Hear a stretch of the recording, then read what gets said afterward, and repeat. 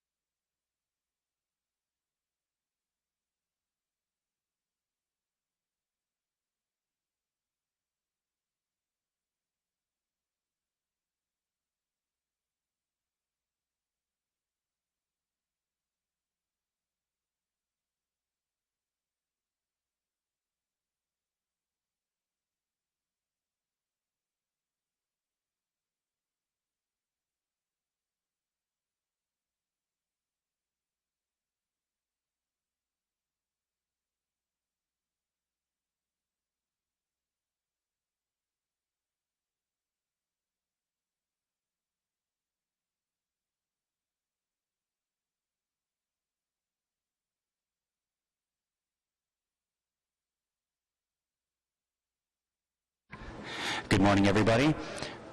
We have quorum here, so I think we can go ahead and start the meeting. First, any declarations of interest? Seeing as there's none, confirmation of minutes from February 2014. Carried? Thank you. Today we have 3 items on the agenda. First is just a quick chair's update. I would like to, first of all, thank our security staff for their vigilance and determination in the face of the heartbleed bug. I'm pleased to report that our multi-tiered security structure worked as it should and residents' data remain protected. Our IT staff acted quickly to initiate a system-wide review, starting with the systems that interface with the public. We have found no evidence of information was obtained improperly through this worldwide security loophole. I would also like to thank our Windows 7 transition team for their exceptional work on the accelerated upgrade of Windows XP. Microsoft's decision to discontinue XP support forced us to accelerate our rollout of Windows 7. I'm pleased to report that the process is more than 99% complete. Out of nearly 12,000 XP systems, there are approximately 300 machines that still have to be upgraded. These remaining systems are highly specialized and require testing and additional remediation measures. This will be complete by June. So on behalf of the entire committee, I would like to thank Ann Begstenser, forgive me, I just butchered your name, and the Project Services Solutions team, as well as Fraser Hirsch and his team in the Information Risk and Project Management Office for their excellent work on behalf of the city. Thank you very much. Thanks, Fraser.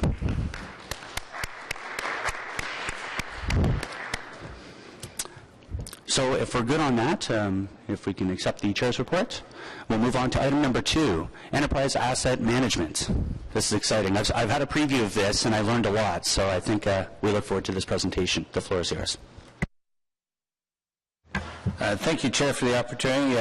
You do have the advantage of having seen some of this before, but the implementation of this enterprise asset management system has been a tremendous effort on the part of staff from a number of committees and departments here. We would really like to thank the Information Technology Group and the ISD who have a key role in terms of overseeing these assets, but both Fern and Devish here are prepared to provide you with a much more detailed presentation and give you a highlight as to how significant this new program is and how it opens the door and establishes a platform for us to be able to implement what we consider to be a really transformational change in the delivery of some of our services and very significant improvements in terms of service to our residents and our customers. So with that, I'm going to pass the baton and microphone to Fern and to Devish. As a matter of introduction, Fern Marcusio is our Manager of Environmental Engineering, and Devish is our Program Manager in our Asset Management Group. Fern? Okay. Thank you very much, Dixon. A brief overview of the agenda today.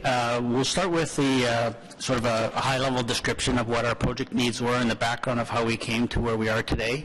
Also, we'll provide a bit of a brief overview of the EMA application and some of the advantages and functionalities that it presents. With that, we'll be getting into some of the high-level transformational business improvements that it's really brought to the city and to the department in specific, and as far as how we do our daily work. And that's where the biggest advantage of Maximo and the leveraging of what it does for our group has really come to play. To finish the presentation off, we'll talk about the next phases of the project. It's just the beginning of the journey, and as far as leveraging the capacity of EMA and Maximo for our department. And we'll finish off with questions and answers. In as far as a background, it started off as a replacement project for a computerized maintenance management system called ITX. It had reached the end of its life, so we needed to look beyond that and looking for a better solution of what we needed for the department as far as managing our work orders and our assets within the department. With that, there was over 300 users of the application across the organization, so we needed to engage several stakeholders within the corporation, such as ourselves, ESD, across multiple branches, IT, ISD, finance, and also Service Ottawa, in the connection with the customer-facing initiatives and requirements for our work orders. This application is very critical to both the drinking water distribution operations and as well as the wastewater collections operations, and as far as, again, managing over 70,000 work orders on an annual basis to deal with any of the work that we do in as far as maintenance and operations of the linear systems, and as well as any capital work order activities that our forces get involved with. Some of the struggles that we had with the legacy issues is that there was a lot of standalone applications, and with numerous databases that our users had to utilize and get access to, and as far as their daily operations and functioning and being able to properly maintain the system. With this application, we are also seeking some business efficiencies for the department, specifically in the backroom area, backdoor area, and as far as some of the administrative and business processes that we needed to enable our operations out in the field, and as well as realize and set a platform for realizing some of the service efficiencies and service excellence objectives that the corporation has put forth in as far as our priorities. So with that, I'll turn the remainder of the presentation over to Devis Shah. Well, good morning, everybody, and thank you for this opportunity to present to this committee. Continuing on the presentation, just a little bit of overview about water and sewer and wastewater infrastructure that we manage and maintain. We have more than 1.3 million assets valued over $15 billion within the city of Ottawa. We use Maximo as an application for asset management and work management for thousands of kilometer-long water mains and other infrastructure that is listed in the slide. And we use SAP for our plants and pump stations. When we launch EAM project, which is Maximo project, we embark with two major initiatives.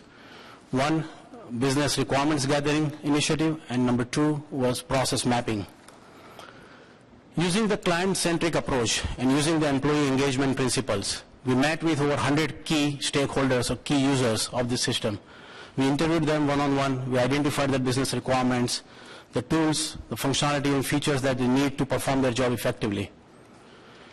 One of the purposes, as Dixon and Fun mentioned, that this was not just a technology replacement project, it was a business transformation initiative. So it was important to process the entire, map the entire process end to end. So we map our processes as is, and we develop the to-be process. Project governance or project teamwork, we had project sponsors, General Manager of Environmental Services, Dixon Ware, Wayne Newell from ISD, and CIO at that time. They were the sponsors, and we have a steering committee composed of key branch managers from different branches across the city. Program Management Office, jointly led by IT and Environmental Services, and I provided that leadership from the business side, from the Environmental Services side. PMO Office was responsible for overall management of the project, monitoring and control, and also the configuration of the new system, testing, implementation, and the change management. And we had a number of resources involved from different branches and departments to help us in this initiative. Some full-time, some part-time resources, internal resources, and external resources. So as Fun mentioned about those database silos, this was a sort of landscape a few years ago, or just 2 years ago actually. We had ITX as a work management application, and as you can see, there are a variety of different standalone databases that we manage to maintain and manage our infrastructure. There was a water meter database that was separate, there was a fire flow application, there was a handheld application, there was a CCTV application for underground infrastructure inspection. The number of them, total about 17 different databases. They are all standalone, they are not talking to each other. The dotted arrow shows some basic data exchanges, but overall it remained disintegrated framework, and that resulted into a lot of data redundancy, duplication of efforts, and like many other organizations, we were data rich but information poor. So really wanted to move away from that standalone fragmented world to a more integrated world. So the vision was to develop integrated work and asset management model. And what it means is you wanted to bring all those elements pertaining to assets or critical water and sewer assets under one umbrella. Assets exist to deliver services to the clients, to the residents and the citizens. So we have very important citizen information. We have process-related information, the planning processes, the work management processes, maintenance processes, the knowledge about the assets, the historical records, the resources that we need to manage our infrastructure, financial resources, labor resources, material resources, fleet, and the geographic information, because we maintain geographically distributed infrastructure. So the idea was to bring all these parameters on one platform so that we can see the whole picture and seamlessly. So the vision was translated into this reality. What you can see on the slide is now new integrated landscape. We moved away from that silo databases. We brought them on one umbrella. What you can see in the center is IBM Maximo product. So that's our core work management and asset management application. And we developed some of those standalone applications. Those functionalities were developed and consolidated within Maximo. So CCTV application, cathodic protection program for our water mains, the fire flow applications, they are all now part of Maximo. And what you see outside the bubble is all corporate applications, and we develop bi-directional interface between Maximo and the other corporate applications like corporate records management, which is BIMS, GIS system, ESRI. So now we can have seamless data exchange between two systems, geographic system and the work management application. 311, Legan and Maximo, now they talk to each other on a daily basis. And I'll talk about some of this integration a little bit later in my other slides. Some basic interface between SAP, HR, and materials management and Maximo. And Click software for scheduling, mobility, our Cyclo corporate application for mobile, and water billing application. Just so you know, this is the first of its kind in North America, this fully integrated work management package that works in integration with different applications. Speaking of interface of Maximo with Legan 311 application, we improved our customer service experience through closed loop communication between 311 and work management in Maximo. So when a call comes in, if a hydrant is leaking, for example, the call is registered in Legan, service request is created automatically on a real-time basis. Service request should be created in Maximo, and work will be performed thereon. Not only service request will be created, but also it will be routed to the appropriate supervisor who is responsible for that type of call. And the status information on that work will be exchanged or will be transmitted back to Legan on a real-time basis, so that when resident calls in, 311 call center agent can share the information or the status of that work order with the residents. So that provides more visibility into our operations and hopefully more customer satisfaction with that. Forgot to mention, this is the first time in Canada we are interfacing work management with 311, and second in North America after City of Boston. Improving performance management. So Maximo is a very powerful tool that provides variety of tools, the dashboard reporting tools that provides you real-time reports. With the colorful reports that you can see, it's a dashboard. On the left side there is some of work order backlog report, some of the breakdowns reports, some of the work order outstanding reports by work center, some cost comparison, actual versus plan. So all those reports are available to the supervisors and planners and managers. When they log in Maximo first time in the day, they can see those reports on a real-time basis. And that helps them plan their day and address the issues on the table. Improving work management planning processes.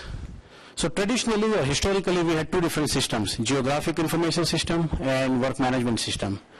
The new assets through development process, those were created first in GIS system, and that used to take months before those assets appear in work management. So many critical assets, they were already operational on site. They were left out from the preventive maintenance program, because preventive maintenance program is managed within work management. With this interface between GIS and Maximo, as soon as the new assets are created in GIS system, next day morning it will appear in Maximo. So with the nightly update, those assets are maintained on both the systems, so we have one version of truth. So that improves our data integrity significantly. Not only that, but with this interface between GIS and Maximo, now we can display, we can plot any work management information like service request or work orders or the condition of your assets, open work orders, you can display on the geographical map very easily with a click of a button. And that helps our planning and scheduling process for our supervisors and planners. So plotting any work management information on map has been very easy now. Traditionally it was, it used to take a couple of days. It was a very long process. But now this map view is available within Maximo, and you can see those assets or that information on the map. Improving our condition assessment knowledge. So we have a CCTV inspection program for all our underground critical sewer mains and storm pipes. And those CCTV videos were captured in VHS tape format. They were stored in the cabinets, and sometimes they were in different buildings. So it was not accessible easily for our work management or the planners and supervisory staff. With this integration between records management and Maximo, all these digital videos of sewer mains are available with a click of a button on the fingertips to the supervisors. So you can go to Maximo, you can take a look at your assets and just click there, and you will be able to see the video right there. So that's a significant improvement, and it is accessible to all. So all the users can see those videos and use that information in improving their planning and maintenance processes. Improving condition monitoring practices with mobile applications. So use mobile applications for all our hydrant inspection program, valve inspection program, odor control for the wastewater, and water leak detection program. So thousands of work orders are created in Maximo with the preventive maintenance plan. So we have set frequency, and automatically based on the frequency is set, system will trigger those work orders. It will create those work orders, and those work orders will be downloaded to the mobile devices. Staff will go out and perform the work. For example, in the middle of the winter, if hydrant is frozen, and sorry, I forgot to mention, all the hydrants, 19,000 hydrants are barcoded. So these mobile devices have the barcode sensing capability, so you can read the barcode, and the information about that hydrant will be downloaded to the mobile device. You can now start gathering the condition data of that hydrant. And if in the winter, if the hydrant is frozen, that information is captured there, and that information will be transmitted back to Maximo on a real-time basis. And we use the condition monitoring functionalities Maximo. With that, automatically, whenever there is a frozen hydrant or any major deficiency is identified, system will create a follow-up work order for that supervisor. Traditionally, that process used to take 3 to 5 days. It was all manual process. Now, system can trigger those work orders automatically, and it's a lot more efficient now. We started with the one pilot program with one zone, and now we are expanding into other areas. Again, this is very unique in North America, and first time we are trying here. It means found very, very effective and efficient.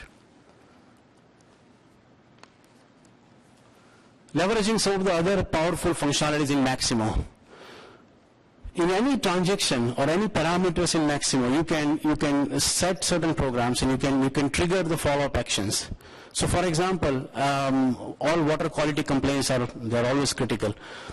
So your program, whenever water quality complaints are received through 311, it will automatically send an email notification out to the supervisor. And supervisor will be able to take the corrective action. So he or she doesn't have to log in Maximo to see that service request. So here is a statement that came from a supervisor of water quality, and see how that automation really helped her to address that issue and resolve the problem without even working on that. So that's very powerful, and we are now expanding this email notification functionality in other areas. System generated caution flag for low pressure cleaning for sanitary pipes, and the automated notice is print. Again, this is very powerful functionality, and first time in North America. I'm very closely associated with American Water Works Association, and when I presented this, they all were very appreciative that this hasn't happened anywhere else in North America. So what we have done is, there are about 2,000 addresses within the city of Ottawa that require low pressure cleaning. So it was all manual process before, but with now this automation in Maximo, whenever a work order is created for those assets associated with one of those 2,000 addresses, it will automatically create a caution flag. And you can't miss that flag. So, and then you can make sure that this requires low pressure cleaning. Not only it creates a flag, but also it automatically prints the notices for the affected area. So again, that's very unique and very innovative. As I mentioned, we already had a preventive maintenance program before for all our critical assets, but now in Maximo we automated those with the time frequency. So some preventive maintenance work orders are monthly, some are quarterly, some are annual. So those inspections, based on those inspection frequency and the manufacturer's recommendations, those work orders will be created in Maximo automatically, and it will be assigned to the appropriate supervisor responsible for those assets. System generated reports and dashboard KPIs. I briefly mentioned those dashboard KPIs, key performance indicators that you can generate in Maximo. But also, unlike other systems, you don't have to go to the system and run those reports. Maximo has a capability where you can set certain programs within the system, depending upon the requirements, and system will automatically generate those reports and send it over to you by email. So if I need a particular report every Monday morning before I meet my boss, that report will be in my email. So I don't have to log in Maximo, a report will come to me. So that's great. In terms of timelines, Maximo went live in March 2013. Since then, system is in the stabilization mode. We are stabilizing the technology. And also we are in the stabilization mode as far as the business process changes are concerned. Expanding Maximo platform to other asset classes. We are currently working on bridges and structures. That's currently underway.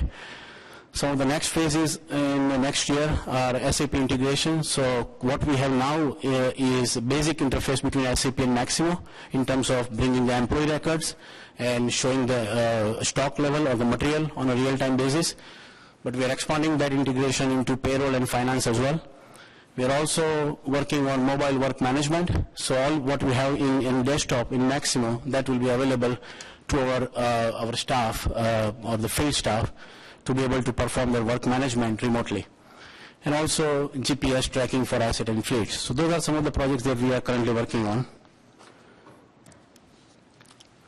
So in summary, Yep. Thank you, Devish. So it says in summary and closing of the presentation, as you can see, Maximo has been a significant technology advancement for the department, and it has positioned us as basically to bring us into a best-in-class operating department, and leveraging the technology that is now in place and enabling us to move forward and with business transformation initiatives just to be more effective and efficient in as far as what we do on a day-to-day basis. Maximo as an application has also brought to the organization as a whole a corporate enterprise solution that could potentially manage additional corporate assets as evident in as far as the 2014 projects with ISD, bridges and structures. Being the first kind in North America to really leverage Maximo and the integration power with other asset management solutions and requirements has really made us stand out and be in a leadership in this area and as far as asset management. To that end, we've been approached by other utilities such as the City of Montreal and the Ottawa agencies who are going through similar work order management development, and they've come to visit us to really gauge our learning experiences and lessons learned and past practices of how we've employed and how we've deployed asset management and the Maximo application within our organization, which was very positively received. IBM, who is the creator of the Maximo solutions, has invited Ottawa to share our experiences with their global users community. So as you can see, we're very excited as far as what this has brought to the organization and what it brings forward for the future. And well, thank you very much for that presentation. It was very enlightening. When I went over it during our agenda review, I was quite happy about this. First, it saves a lot of time, saves a lot of money, and in the east end of the city, we're very familiar what happens if we don't, have a good inventory of assets. It could lead to bigger issues. The other thing is, being an FCM board member, in the last couple of years, we've been working, and it was our shop leading a lot of the work with Alain Gauthier about scorecard, and to be able to better determine what's happening with the assets we own. So when we make a pitch to other levels of government, we're able to go in there clearly and say, look this is the condition of what we have. We need your assistance on these different items for funding. You'd be shocked how many other municipalities have no clue what their assets conditions are. It's actually quite shocking, and it leads to a lot of greater issues.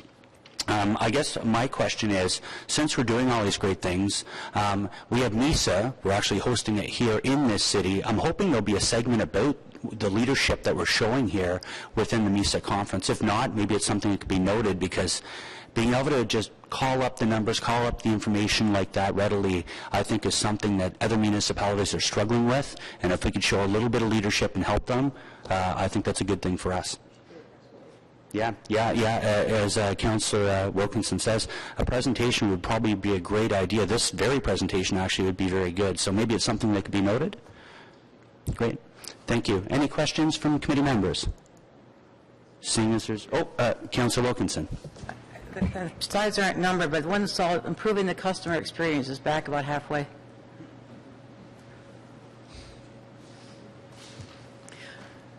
Okay. Follow through on this, and then you have informed citizens at the end, but are they only informed when they see the work happening and make an inquiry, or is there some way that within this system that we're letting them know in advance that we're going to be there?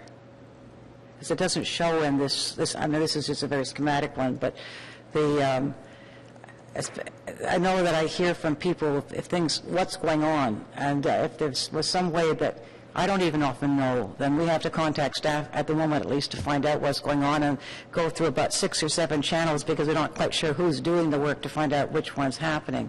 Obviously, when this is in place, we'll be able to find that out faster.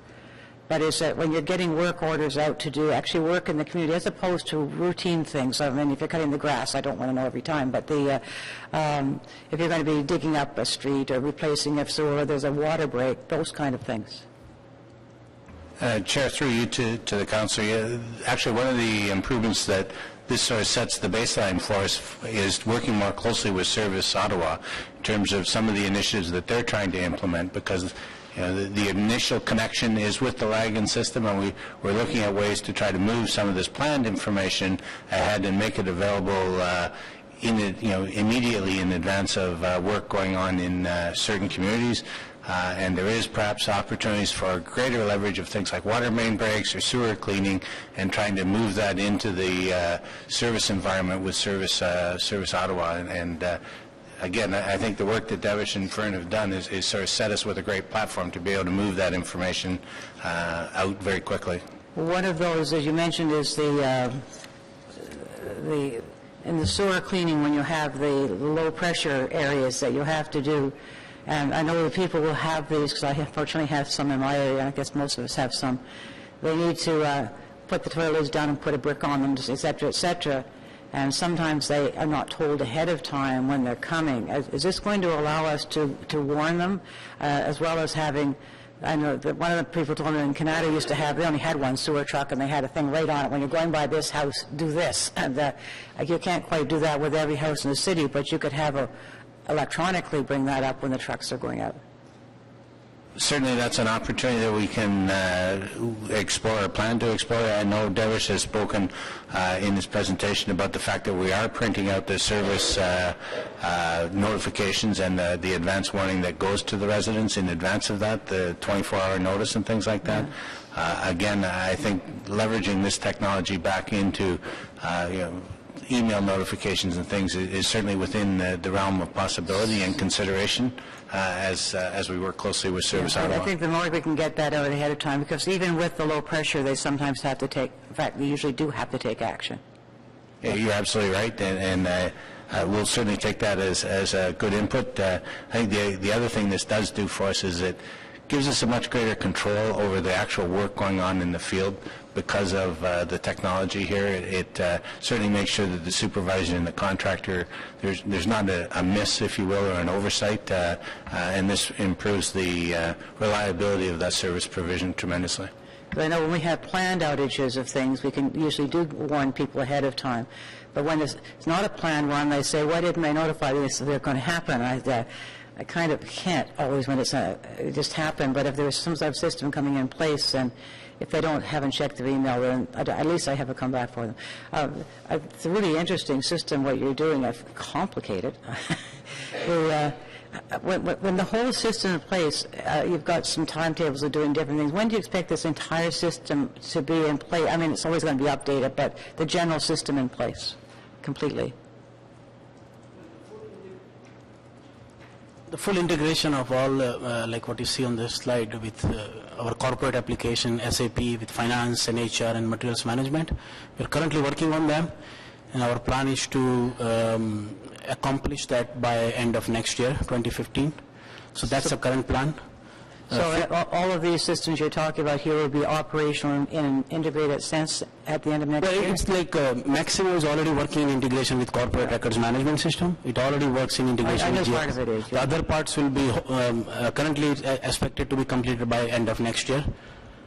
And it means that the information that goes to the, say, the 311 operator is exactly the same as the information that's going to the person in the field.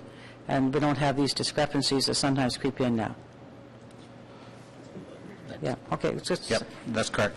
it's a very big step forward, and I congratulate you on it. Yeah. Great. Thank you, Councillor Wilkinson. Councillor DeRoche. Thank you very much, Chair. Sounds like we're on the right track. I'm just wondering if you are going to be able to quantify at the end of this the efficiencies that we will have achieved as a result of this. I guess I'm hearing part of the driver for this is that the other system's coming end of life, so we have to do this because it's going to conk out. Obviously, there's a strong emphasis on service delivery and management control and administration, and I support that.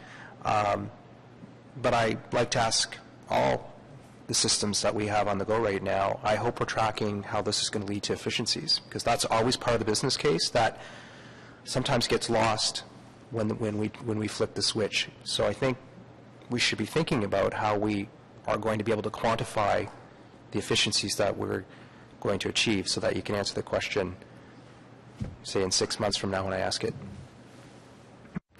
Chair, through you to the councillor, absolutely. We are in the process of trying to track and identify those efficiency gains that we have. May not make fixing a water main in the field any quicker, but it certainly does help us in the back office, and that's a tremendous portion of the work of repairing things. And so, yeah, we are in the process of trying to put numbers to those service gains, and it is certainly part of our Service Ottawa efficiency gains. Okay, well, I appreciate the answer, and I certainly encourage you to do that, because I'm visualizing that you know, if it's paper-based, you're saving in terms of, the administration that's involved in that, and if you had FTEs that were really just clerical, you're able to, move away from that sort of scenario. Same with data storage and the amount of space that you may need. So I certainly encourage you to be able to quantify that, and I look forward to sort of hearing about it when it's launched, because I think that's a big piece of why we support these initiatives. Thank you. Thank you, Councillor, and just to echo the Councillor's points, it's something we want to trumpet as well, and it's very hard, I understand, to actually have a dollar figure of how much we're actually saving. I don't think he's saying let's go back to the stone tablet or anything, but if we're able to take that information and say, let's say we're turning it over to the feds for a Build Canada fund, and we want to be able to say, look, we're looking to get some sewage lines in, we're ready, we have our reports ahead of us. If we figure that led to us being shovel-ready and having, that data that's allowed us to get federal monies or provincial monies, that's what we want to know, because I think that's something we really want to say, look, our investment in these systems is leading to that much more money back towards us. So just something maybe we want to note in the future. Any further questions on this? Great. Thank you very much for the presentation. And on the presentation, is that received? Thank you.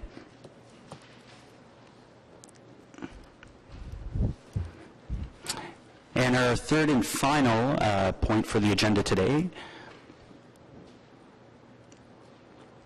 we have our Panorama program update. This is very exciting as well from Ottawa Public Health.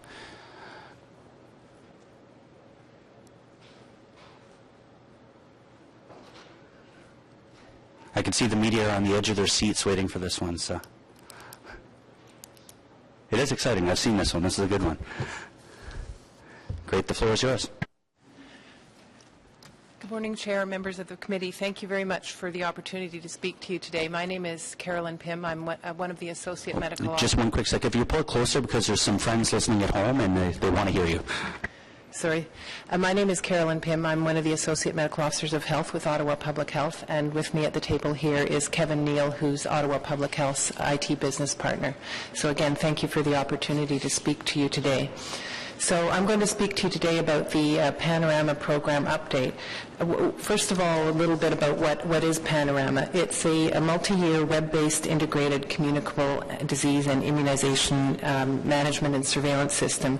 It's actually been about 10 years in development. The original vision was that it would be a pan-Canadian public health information system, and components of it are being rolled out in a number of provinces.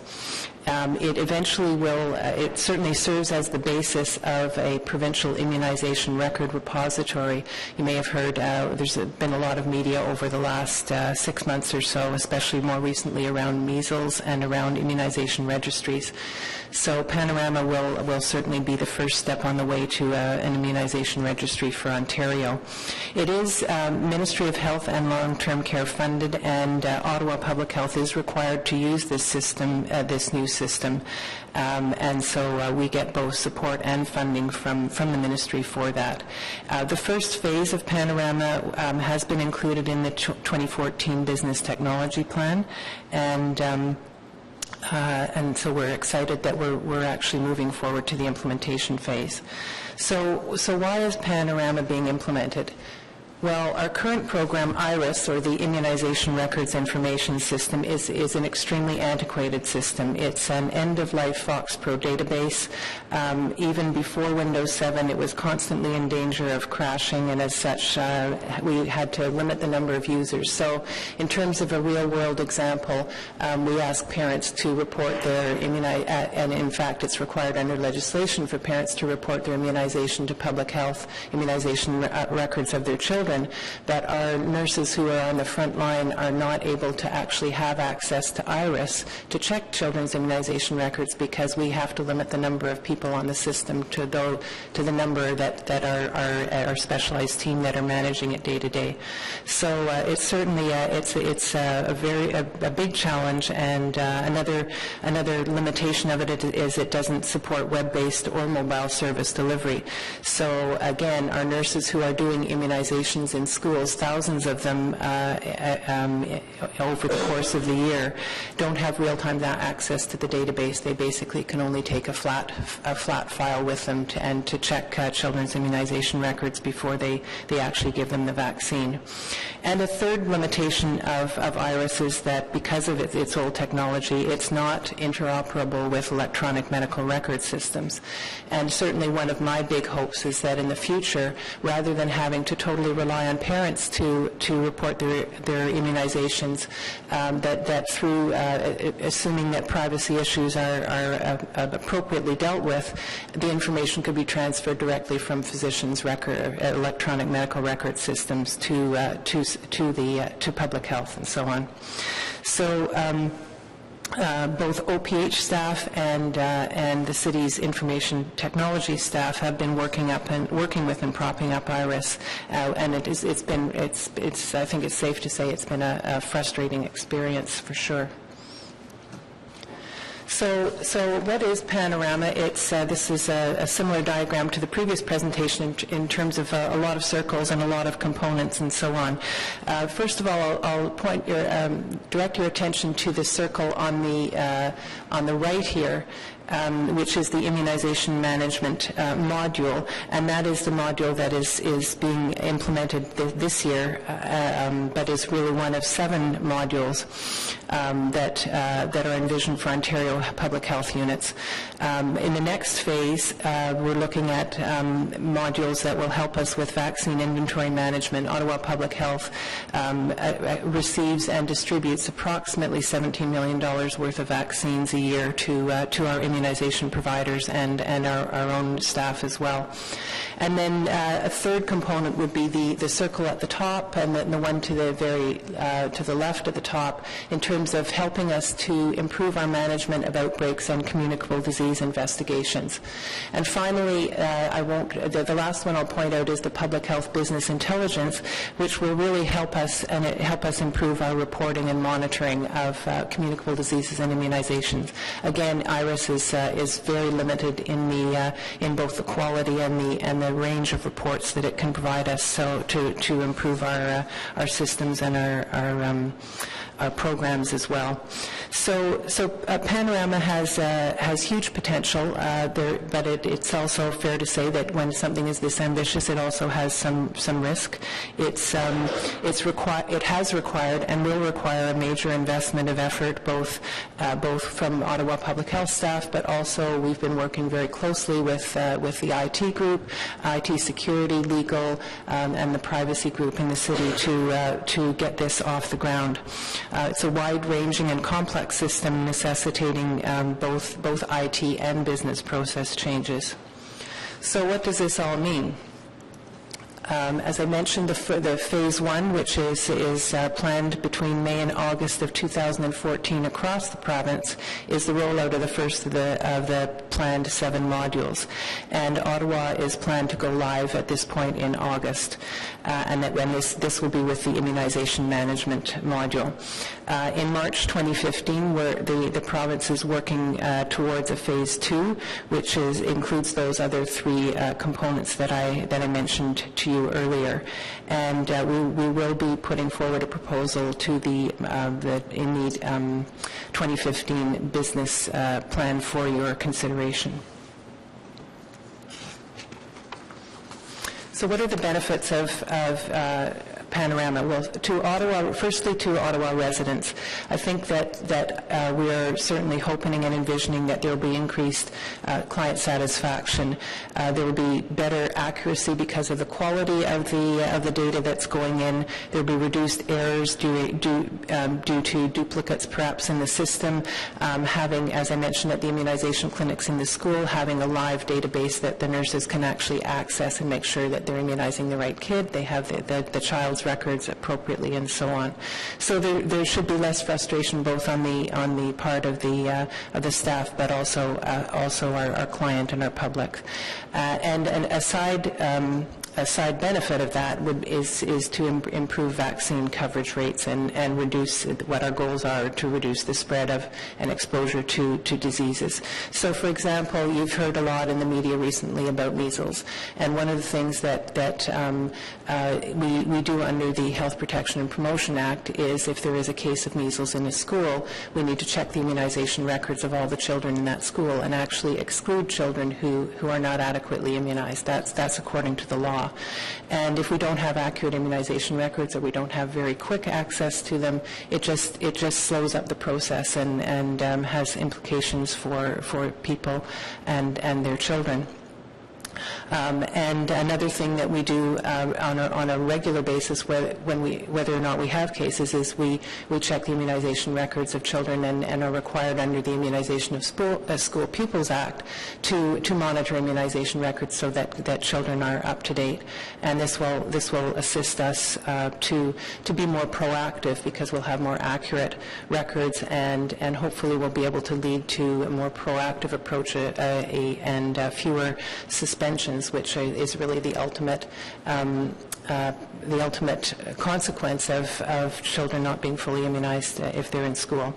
Another benefit is that to Ottawa residents is if they move around the province, if they're coming here or going elsewhere, this program will be accessible to all health units. So we're looking at a provincial system, whereas currently the IRIS system, each health unit has their own database and doesn't have access to records. So it's very cumbersome for parents to transfer their records from one health unit to another. And finally, the personal health information is more secure just because this is a more modern database with more modern security provisions. And in the future, another benefit for the citizens of Ottawa will be leveraging technology, as I mentioned before, linkage to electronic medical records to reduce the need for parents to remember to have to report every immunization, potential for barcoding of vaccines so that we know for sure what vaccine each child got, and then also linking to some of the more modern things like immunization apps for smartphones where people can keep their records on their phones. And none of these could even be contemplated with our current system. And as far as benefits to the City of Ottawa, as I mentioned, it is provincially funded, which of course is a benefit, but that also means that we are dependent on the province, and we have to work with provincial partners. This is linked both to the Ministry of Health and Long-Term Care and eHealth Ontario. We do, because it's a big project and been in the works for 10 years, we do expect some stumbles, but we are cautious. We are cautiously optimistic about how well it will roll out. But because of the extent of it, we will still need city IT support for the foreseeable future. However, it should reduce our reliance on city IT for some of the propping up of IRIS that we've had to do over the last couple of years. One of the other benefits is because of the enhanced accuracy of managing records and security, there will likely be a reduced risk of things such as privacy breaches. And finally, it supports mobility of staff by giving them better tools to do their jobs in a mobile environment. And we do expect that there will be some operational efficiencies. Of course, there will be a learning curve, but our staff will be able to be more proactive than reactive in dealing with, currently now they're dealing a lot with the problems and workarounds, and so they can free up their time for more effective work.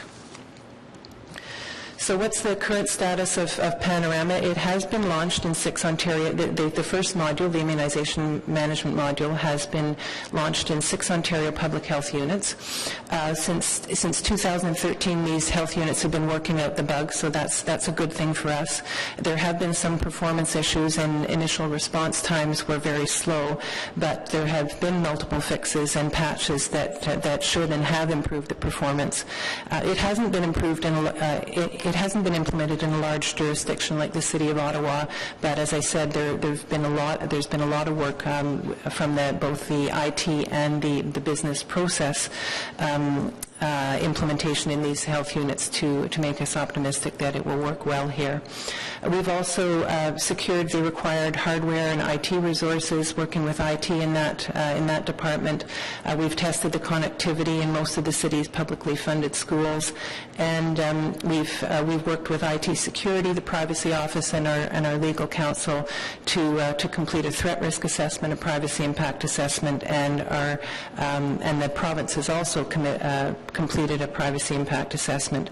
There are risks to the complex nature of the program. We're working with the Ministry and Public Health Ontario, and eHealth Ontario to ensure that any privacy and security risks are mitigated prior to our go live date.